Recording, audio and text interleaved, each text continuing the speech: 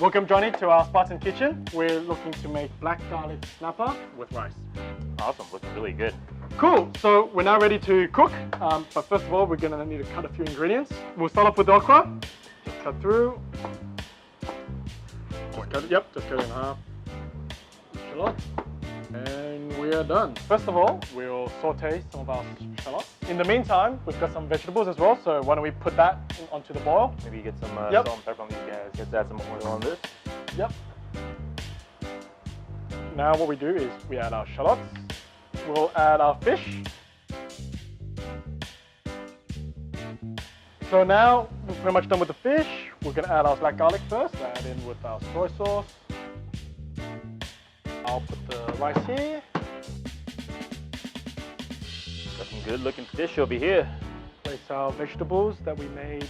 So here we are, our black garlic fish with mixed grain rice. Thank you so much. No worries. Aru.